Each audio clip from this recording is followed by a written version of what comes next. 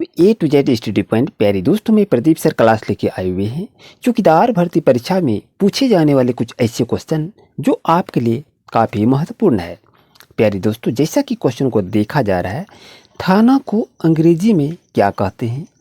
Police station कहते हैं, police power कहते हैं, पुलिस कैंप कहते हैं या पुलिस ऑफिस कहते हैं। तो इस तरह अगर आपके पास 4 ऑप्शन रहेंगे तो सही ऑप्शन को चुनना पड़ेगा। तो दोस्तों, इसका सही आंसर होगा ऑप्शन नंबर ए। थाना को हम लोग पुलिस स्टेशन भी कहते हैं। क्वेश्चन नंबर नेक्स्ट की बात करते हैं। तो पर्वत विहार पार्क जामताड़ा रेलवे स्टेशन से कितनी दूरी पर है, ये क्वेश्चन को पूछ दिया गया है। तो आपके पास इस तरह से 4 ऑप्शन दिखाई दे रहे हैं। तो सही ऑप्शन को चुनकर बता सकते हैं कि आखिर इसका सही आंसर क्या होगा। तो दोस्तों याद रहे, पर्वत विहार पार्क जामताड़ा रेलवे स्टेशन से कितनी दूरी पर है? तो 5 किलोमीटर की दूरी पर है। ऑप्शन नंबर बी आपके लिए सही रहेगा। क्वेश्चन नेक्स्ट की यदि बात करते हैं, जामताड़ा जिले में कितने थाने हैं? तो दोस्तों इसे तो आप बता सकते हैं, तो आप जरूर से जरूर बताएं कमेंट में कि सही आंसर क्या होगा। तो याद रहे, जामताड़ा जिले में कितने थाने हैं? तो 9 थाने हैं। ऑप्शन नंबर बी दोस्तों आपके लिए सही रहेगा। क्वेश्चन जैसा कि हम देखें कि 2050 में कौन सा धर्म सबसे ज़्यादा होगा, ये आपसे पूछा गया है। और ये कहने का मतलब है, अगर इसी तरह से 2011 की जनगणना के अनुसार जैसा देखा गया है कि सबसे ज़्यादा धर्म आगे की ओर जा रहा है, तो वो धर्म आपका है। इसमें से समझने की बात है, वो आपका है इस्लाम। अगर इस तरह धर्म प्रवृत्ति जैसा कि देख रहे हैं इसकी वृद्धि हो रही है, तो 2050 में सबसे आगे जाने वाला धर्म क्या हो जाएगा? इस्लाम हो जाएगा। इस चीज़ को याद रखें, क्योंकि इसकी गतिविधि, इसकी जनसंख्या काफ़ी बढ़ रही है। जिससे कि देखा जा रहा है कि 5 स्टार पुलिस कौन होते हैं। अगर आपसे ये क्वेश्चन को यदि दोस्तों पूछ दिया जाए तो आप क्या करेंगे? अगर 5 स्टार पुलिस को हम कहते हैं तो क्या कहते हैं? तो आपको सही ऑप्शन को चुनने के लिए कहा गया है। तो दोस्तों इसे क्या कहते हैं? तो इसे हम कहते हैं डीजीपी कहते हैं। ऑप्शन नंबर सी दोस्तों आपके लिए 100% सही रहेगा। और इसी तरह से क्लास लेने के लिए अभी चैनल को सब्सक्राइब करें और आपसे रिक्वेस्ट है प्यारे दोस्तों को वीडियो को शेयर जरूर करें। जैसा कि क्वेश्चन को देखें, क्वेश्चन नंबर 6 क्या कर रहे हैं?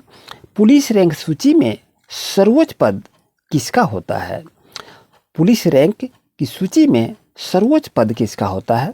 एसपी का, डीजीपी का, एसएचओ का या डीआईजी का? तो चलिए हम सोचने का समय देते हैं, तो बताएं कि इसका सही आंसर क्या होगा। तो दोस्तों याद रहे, आप आंसर भी चुन लिए होंगे, तो करेक्ट आंसर होगा option number B is right answer. Question number next question को यदि हम देखें दोस्तों, तो थाना का पुराना नाम क्या है? अगर ये ऐसा क्वेश्चन यदि दे दिया जाएगा तो हम आंसर क्या लगा सकते हैं, बताइए। थाना का पुराना नाम पूछा गया है, तो दोस्तों इसका सही आंसर होगा आस्थानक। ऑप्शन नंबर सी आपके लिए सही रहेगा। बाकी ऑप्शन जो हैं ये आपके लिए गलत रहेगा। जैसे कि क्वेश्चन को देखा जा रहा है, थाना का मुख्य पदाधिकारी कौन होता है? एसएचओ होता है, एसपी होता है, डीजीपी होता है या आपका डीआईजी होता है? तो दोस्तों बताइए कि सही आंसर आपका क्या होगा। और ये सभी एग्जाम के लिए काफ़ी महत्वपूर्ण क्वेश्चन है। जैसा कि क्वेश्चन को देखा जा रहा है कि थाना का मुख्य पदाधिकारी कौन होता है, तो इसका सही आंसर होगा एसएचओ होगा। तो एसएचओ किसको कहते हैं दोस्तों? तो याद रहे, एसएचओ को क्या कहते हैं? एस से आपका होगा स्टेशन, और एस से आपका होगा हाउस, और ओ से होगा ऑफिसर। यानी स्टेशन हाउस ऑफिसर कहते हैं एसएचओ को, जो कि थाना का मुख्य पदाधिकारी होते हैं। क्वेश्चन नंबर 9 पर चलते हैं दोस्तों। ये रहा आपका 9 क्वेश्चन। क्या कह रहा है? थाना का मालिक या मुखिया जो होते हैं उसको हम क्या कहते हैं? तो ये ऐसा अगर क्वेश्चन दे दिया जाए, ऐसा ऑप्शन भी दे दिया जाए, तो हम आंसर को निकाल सकते हैं। लेकिन हम आंसर को समझेंगे तभी तो निकलेगा ना। तो थाना का मालिक या मुखिया कौन होता है? डीआईजी, एसएचओ, एसपी या डीडीसी? दोस्तों इसका सही आंसर को बताइए, आंसर क्या होगा। दोस्तों याद रहे, थाना का मालिक या मुखिया जिसे कहते हैं वो आपका एसएचओ होगा। और इसको हिंदी में क्या कहते हैं? इसको हिंदी में हम कहते हैं थाना प्रभारी भी किसको कहते हैं। तो इस चीज़ को याद रखिए। क्वेश्चन यहाँ से ये भी पूछा जा सकता है कि थाना प्रभारी को क्या कहते हैं, तो याद रहे SHO कहते हैं। चलते हैं क्वेश्चन नंबर नेक्स्ट पर। नेक्स्ट क्वेश्चन की यदि हम बात कर रहे हैं कि DSP रैंक का अधिकारी निम्न में से कौन है। क्वेश्चन पूछ दिया है DSP रैंक का अधिकारी निम्न में से कौन है। यहाँ पर 4 पोस्ट दिए हुए हैं दोस्तों, सही पोस्ट को चुनना है। दोस्तों इसका सही आंसर होगा CO, जिसको कहते हैं सर्कल ऑफिसर। क्या कहते हैं? CO को सर्कल ऑफिसर कहते हैं। तो DSP रैंक का अधिकारी कौन होते हैं? तो CO होते हैं। ऑप्शन नंबर ए दोस्तों आपके लिए सही रहेगा। जैसे कि क्वेश्चन को देखिए, इंस्पेक्टर रैंक का पुलिस अधिकारी कौन होता है। ये क्वेश्चन बहुत अजब गजब से ऐसे देखने को मिल रहे हैं और ये इसका सही आंसर हमें चुनना है कि इंस्पेक्टर रैंक का पुलिस अधिकारी कौन होता है। तो दोस्तों इसका सही आंसर होगा SHO। लेकिन आप देखिए यहाँ पर SHO तो कहीं है ही नहीं। तो अभी आपको बताएं SHO का हिंदी होता है station house officer. Option number A is 100% right answer. So next question number next यदि पूछा जाए कि निम्न में से कौन शब्द पुल्लिंग है। यहाँ से अब कुछ व्याकरण से भी क्वेश्चन को पूछे जाएंगे क्योंकि सिलेबस चेंज हो चुका है दोस्तों, याद रहे। ध्यान दीजिएगा, इसका निकालने का ट्रिक भी हम बताएंगे।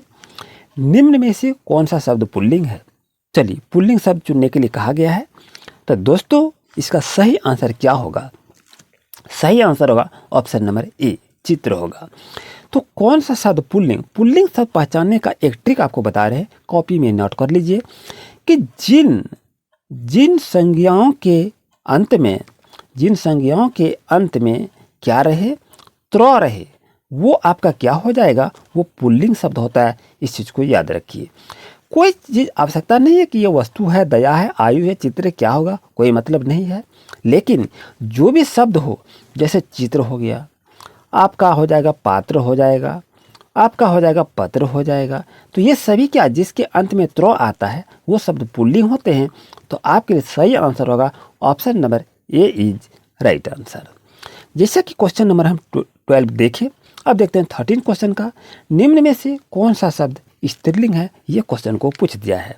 अब स्त्रीलिंग की पहचान हम कैसे करेंगे? तो याद रहे कि जिन शब्द का अंतिम अक्षर तो हो, क्या है, जिन शब्द का अंतिम अक्षर तो हो उसे हम प्रायः स्त्रीलिंग के श्रेणी में रखते हैं। तो ऑप्शन नंबर कौन सा सही होगा?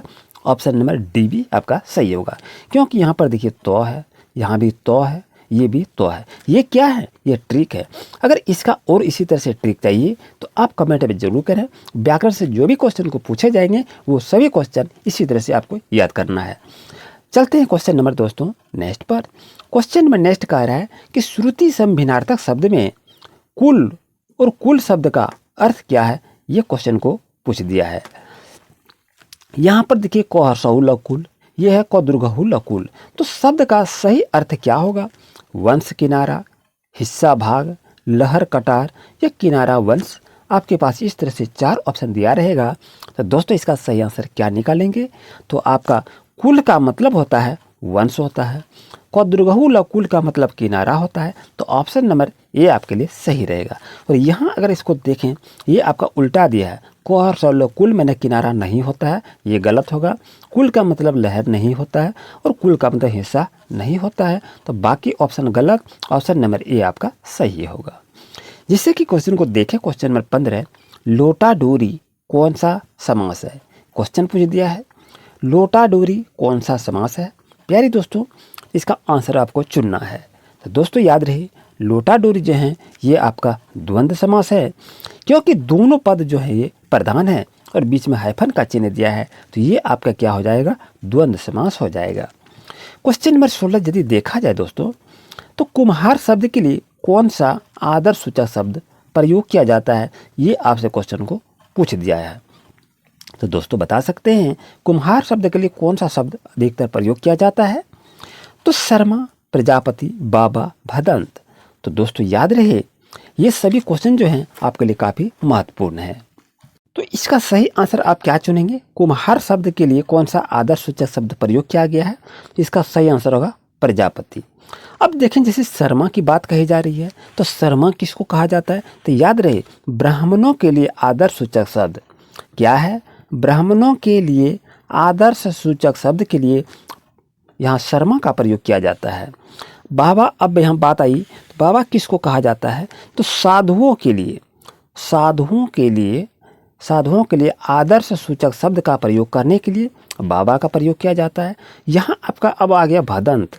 भदंत किसको कहते हैं? तो याद रहे, बौद्ध भिक्षुओं के लिए प्रयोग किए जाने वाले आदर्श सूचक शब्द को भदंत कहते हैं। आई होप को आपको शर्मा का भी, प्रजापति का, बाबा का और भदंत का सभी को आदर्श सूचक शब्द कहाँ का प्रयोग किया जाता है आपको अच्छी तरह से समझ में आ गया होगा दोस्तों। अब चलते हैं क्वेश्चन नंबर 17 पर। जैसा कि क्वेश्चन दे रहे हैं कि जंगल का पर्यायवाची शब्द क्या होगा, ये क्वेश्चन को यदि पूछ दिया जाए तो हम क्या करेंगे? तो याद रहे, जंगल का पर्यायवाची शब्द सुता नहीं होगा, वामा नहीं होगा, आर्य नहीं होगा, तो कर्ण नहीं इसका दोस्तों सही आंसर होगा। क्वेश्चन नंबर नेक्स्ट देखा रहा है कि कौन सा वाक्य शुद्ध है। आपसे क्वेश्चन को, अगर ऐसा क्वेश्चन को दे दिया जाएगा तो हम क्या कर सकते हैं दोस्तों, बताएं। क्वेश्चन क्या कह रहा है? कौन सा वाक्य शुद्ध है? सीता ने भात खाई, सीता भात खाई, सीता ने भात खाया, भात को सीता ने खाई। आप चुनें कि इसका सही आंसर क्या होगा। दोस्तों, आप आंसर भी चुन लिए होंगे तो आपके लिए सही आंसर होगा आपका ऑप्शन नंबर बी, सीता भात खाई होगा। अब जैसा कि क्वेश्चन को यदि हम देखें तो नेक्स्ट क्वेश्चन आपके पास आ गया है और वो क्वेश्चन क्या है, ध्यान दीजिए। समूहवाचक संज्ञा निम्न में से कौन सा है? ये आपसे चुनने के लिए कहा दिया गया है। आप चुने समूहवाचक, कलेक्टिव नाउन। यहाँ नाउन से क्वेश्चन को पूछा गया है, जिसको पूछा जाता है कि व्हाट इज नाउन। तो a noun is the name of a person, animal, place और थिंग। संज्ञा क्या होता है? किसी वस्तु, स्थान के बोध को हम लोग क्या करते हैं? संज्ञा कहते हैं। तो ये सभी आपके क्या हैं? संज्ञा है। लेकिन उस संज्ञा में से आपको समूहवाचक संज्ञा, कलेक्टिव नाउन को चुनना है। तो इसका दोस्तों सही आंसर होगा option number C is right answer.